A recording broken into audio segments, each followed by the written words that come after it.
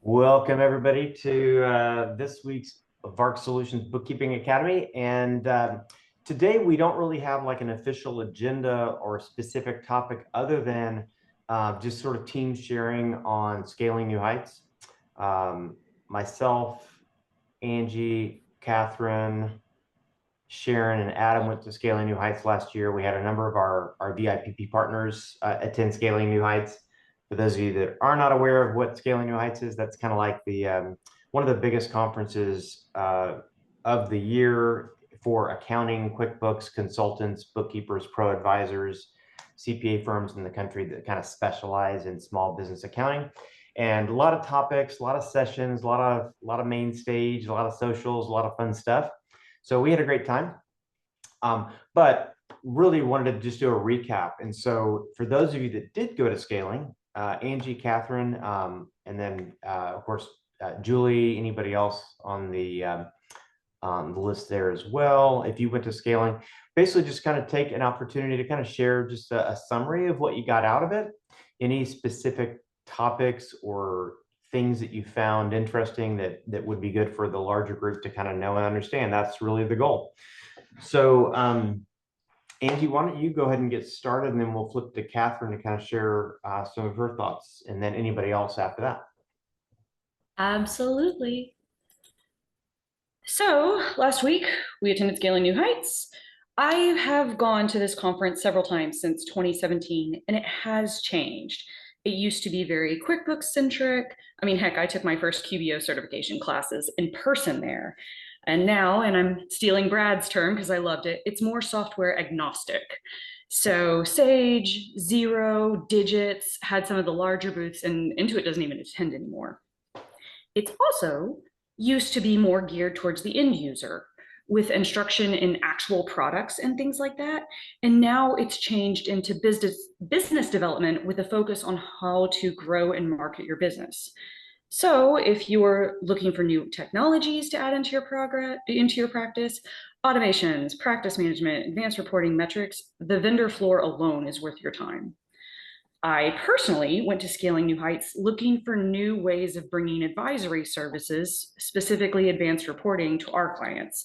There's a couple I'm interested in and I'm still researching, so I assume those will be a later Bookkeeping Academy.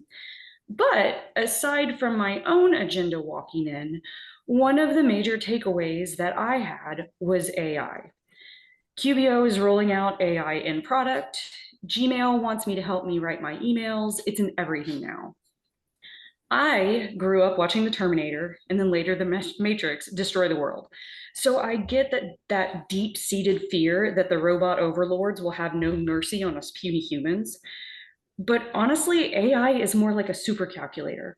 It follows instructions, doesn't think for itself, and has no goals on its own. So right now, it's more likely to suggest a weird recipe than launch a robot uprising. So although ChatGPT did tell me the secret ingredient in the Pappasito's fajita recipe, so I'm actually forever in its debt. But in all seriousness, one of my favorites, this is my takeaway from Scaling New Heights, is I sat in on an amazing presentation by TJ Lewis at Right Networks that made me change my mind about AI. So I would like to show you the two examples in ChatGPT that I have done since Scaling New Heights to hopefully change your mind about AI. Now, keep in mind, the first time I ever touched ChatGPT was last Thursday, so I'm not an advanced user in any way, shape, or form. First thing I want to show you, and do keep in mind, this is an actual client of mine, so I'm not going to scroll the whole thing because there's names and whatnot, but I asked ChatGPT to interpret a P&L statement for me. Can I do this? Yes, I can.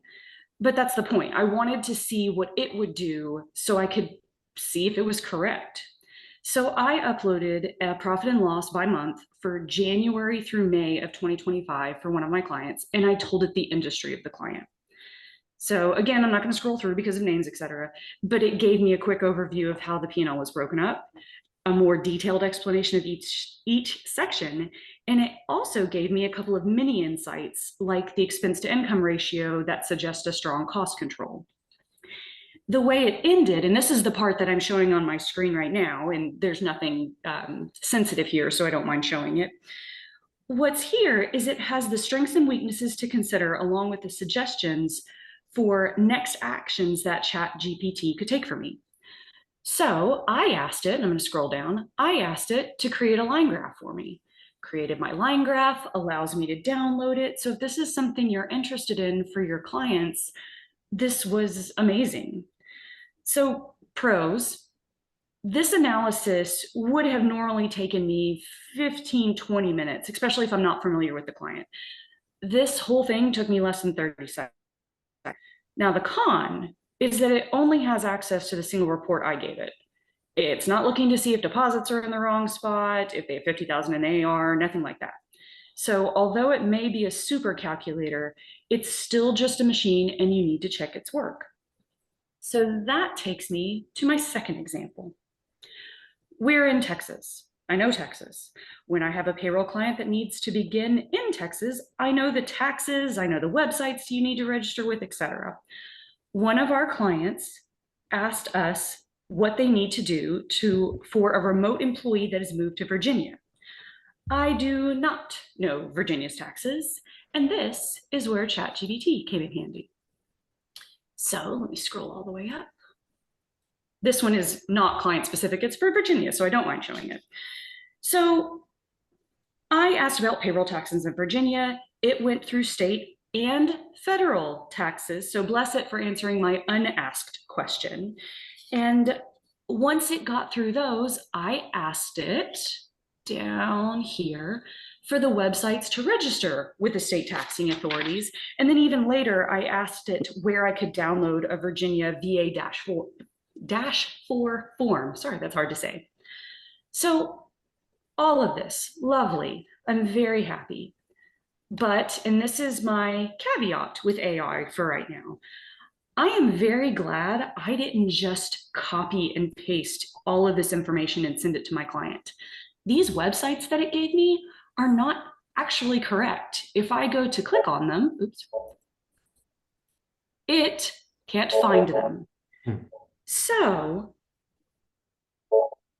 did it get me 90% of where I needed to be? Yep. Did it get me 90% of the information I needed to assist my client in their query? Yes. But do you still need to confirm the data and still be a valued advisor to guide your clients? Absolutely, yes, 1000%. So before I turned it over to Catherine and her takeaways, I just want to give you my synopsis. AI is an extremely helpful tool that we can utilize to further assist our clients and our businesses, but also check your work and maybe be nice to Alexa. So if they do take over, we'll get the cushy slave jobs. Good stuff, Angie. And that's me. Good stuff, Angie. And also, yeah, my perspective on AI has also completely turned around in the last 30 days too. And I've been using it to, help me prepare for PowerPoint webinars, like, researching topics on fraud and because I'm doing a webinar on that. Done client research. So our sales team has used ChatGPT to help do client research before we have a phone call with a client if we want to kind of explore more about them, so we're more effective on those calls. Been really, really great. I've used it on doing a little bit of prep on some of the bookkeeping academies, like, hey, how do you calculate the certain ratio, and it'll go off and kind of answer those questions. So it's not just Google search. It's not even Google search on steroids. It really is the next tier. But we're also internally, we're using the paid version of ChatGPT. So if you're on the free version, it's okay. It's good. It's, maybe a year and a half old, quote unquote, in terms of technology. The newer ones, I think, are like $20 a month for an individual, and you get the higher level and more current research engines and things like that. So it's definitely worth checking out. And I think if you haven't started using it yet, I highly recommend you start taking a look at it. So Catherine, how about you? My turn. Yay. Okay. Yay. Yay. Well, I don't have any visuals, so I was just going to talk through a few things that I think I attended maybe 9 sessions, so I promise not to go through every single one of them. But the very last session I attended on the very last day was about the best practices for 1099 preparation services. So naturally, I guess I'm going to start there. The gist of that session was just to make the annual task part of our monthly workflow, which I felt like was a great idea because it never fails that every January it's a mad dash to the 31st, gathering all the W-9s just to meet the deadline. And we don't have to do it that way because let's be honest, if we ran a simple report on a regular basis, we could mitigate much of the busy work that happens in January. So on a VARC standpoint, I'm going to go through and create a few custom reports in our regular clients that ask for 1099s. Just pull that report as part of our monthly closing, take a look. Maybe it's part of our monthly email to the client. Hey, we noticed a new vendor and it looks like they might need a W-9. Did you collect one? Simple question, simple answer. And we're not doing this on January 25th. And then I would say much of the conference was also geared towards ideal clients and finding our ideal client and choosing the ideal client. You know, basically just deciding who you want to work with. So, I mean, that could mean anything from just picking a particular niche to work within. We don't do that at VARC,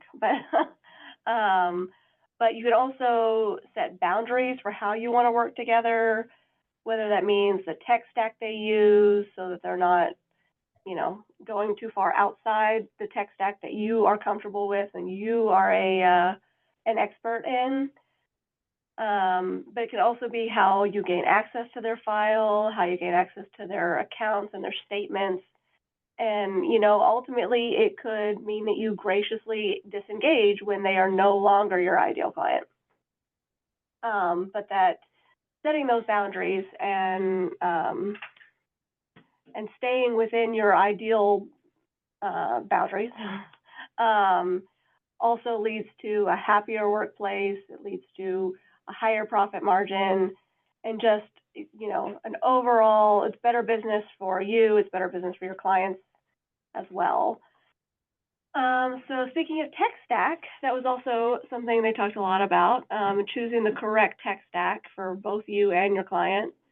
And do you use enough tools to work as efficiently as possible? Are you using bulk uploaders, workflow tools, AI? And how much of your process is automated? Can you automate more of your process so that you are more efficient for your client and you can free up more time for advising versus data entry?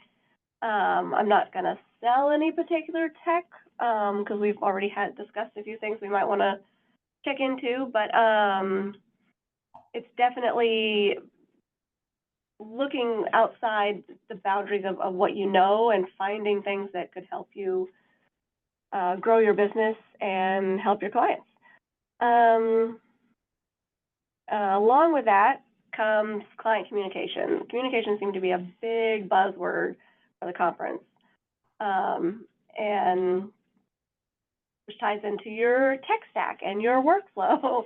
So how are you communicating with your clients? Is it effective? Does the client just get a quick email when you're done with their books until, you know, and they don't hear again from you until next month? Or are you engaging with them? Are you showing your worth? Are you sending them, you know, their metrics? Are you, one thing seemed like so many were talking about were client portals and central communication and especially when you're a mid-sized firm like VARC, and you have multiple bookkeepers and like different people could be speaking the same clients and you're not on the same page, and the client gets frustrated because they already talked to so-and-so about that, and, you know, it can get a little crazy. So we definitely want to focus on our communication and how effective it is. But one thing I really leaned into while I was at the conference doing my 9 sessions was I guess building a team that works well together, finding how each, because everybody's different, right? How each bookkeeper needs to work. And one of the really interesting sessions I went to was about neuroscience and how that you could be, that our brains react in the same way, whether we are overloaded or we don't have enough work to do. And so that, like, we need to find our sweet spot so that we are the most effective. I felt maybe that's my buzzword, effective.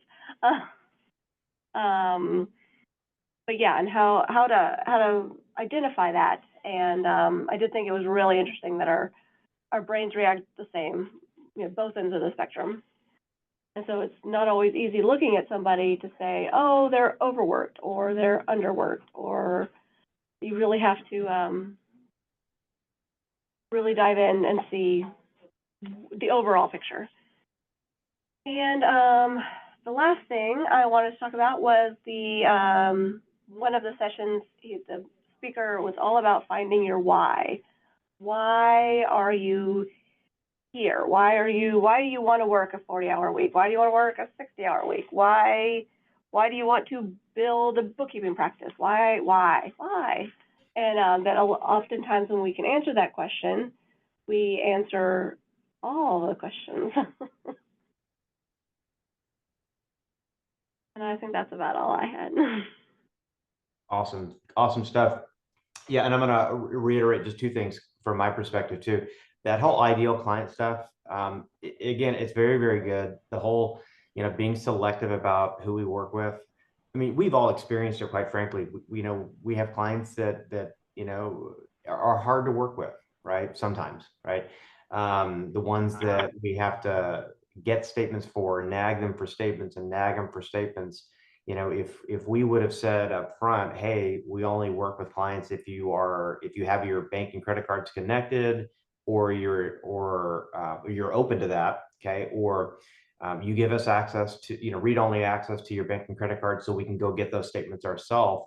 If we would have said that up front, like we only work with clients if you do this, we would have saved ourselves a lot of frustration with some of our clients. And so I think it's fantastic, because then that makes not just the client experience better, but it makes obviously our team happier. You know, none of us want to work with, you know, clients that are really, really hard to work with, and of course vice versa. So I agree with that. I think we got a lot of stuff out of that. I attended a session where they talked about sort of that onboarding process, or that client assessment type of process. And I'm going to show you just a second of this, just to kind of give you a taste. You know, there's all sorts of, you know, new shiny things at scaling. And so I'm not telling everybody to go do this, but this is just an example. One of the ladies that was doing a session on sort of a client discovery process said that she had a fairly automated tool to help clients assess for themselves if they're a good fit for us. And it basically used a solution called typeform.com. And you can basically create kind of like a self-directed navigation flow. You know, hey, let's see if we're a good fit together. You know, and if you click start, it then says, okay, basic contact information. You know, are you currently using QuickBooks Online or QuickBooks Enterprise? Some of you might be like, yeah, I only want to work with them if they use QBO, and that can be part of your criteria. And, you know, they can say yes or no. You know, are you looking for ongoing expertise, or is this just a one-off type of a need for you? I would rather have people that want ongoing support, yes or no. Are you open to having your bank accounts and credit card accounts connected to your QuickBooks to streamline the workflow and save you money, yes or no? One of the are you able to give us unattended access to your QBO?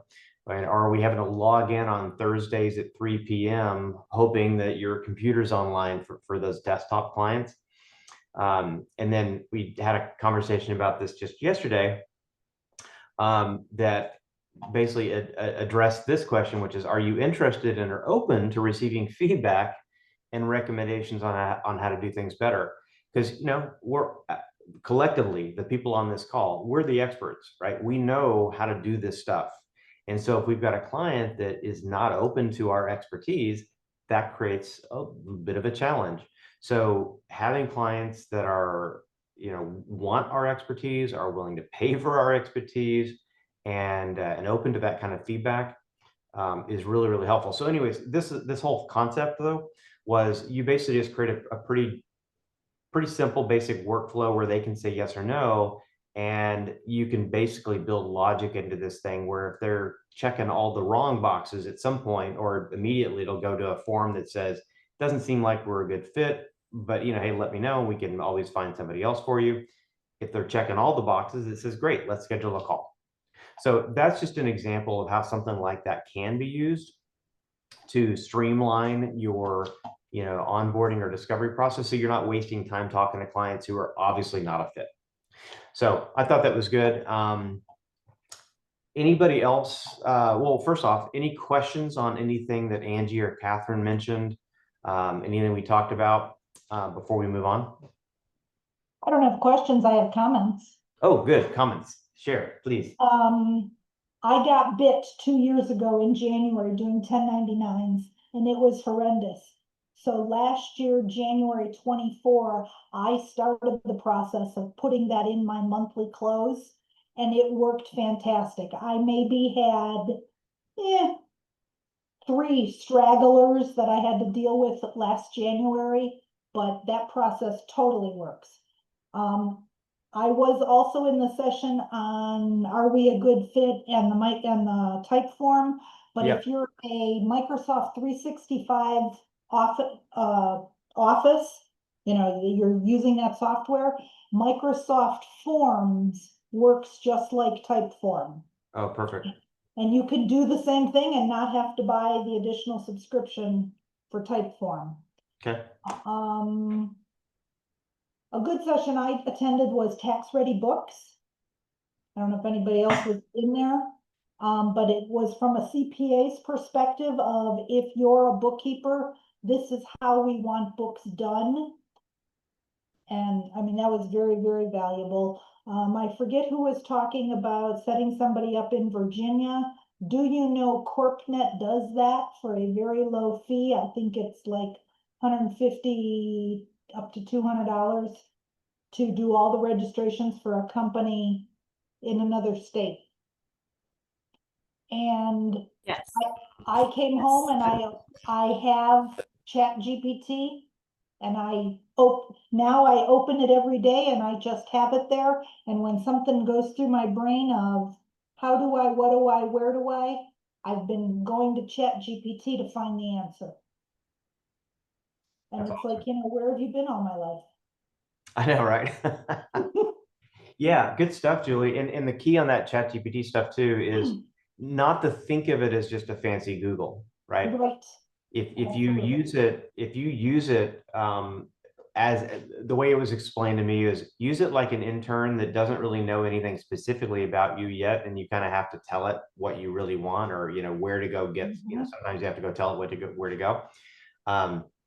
But you know, treat it like somebody who actually can think and go research and come back versus just show me web pages that might have information. So good stuff. Anything else, Julie, before we move on? You can move on. Okay.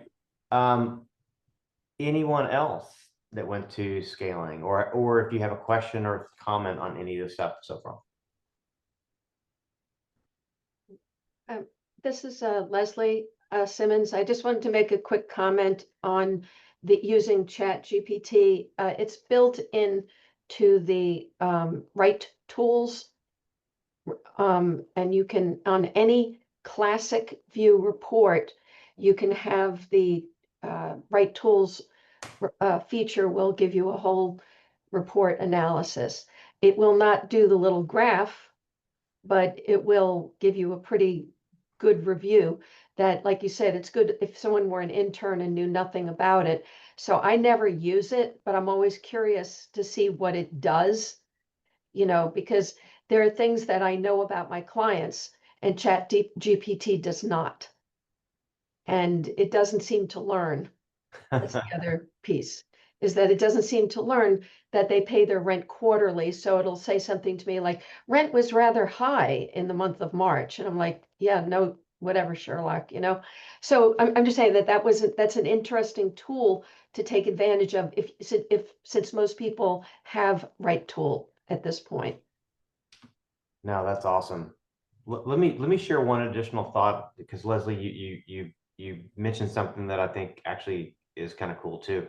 So I think a lot of us internally, we use Right Tools. So if you haven't checked that out, like Leslie mentioned, go check it out, and maybe Catherine, you guys can also play with it too.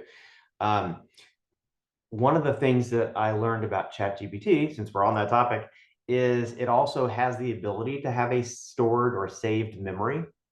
So if you think of it like this, if you just go into ChatGPT and start asking questions, it doesn't normally save.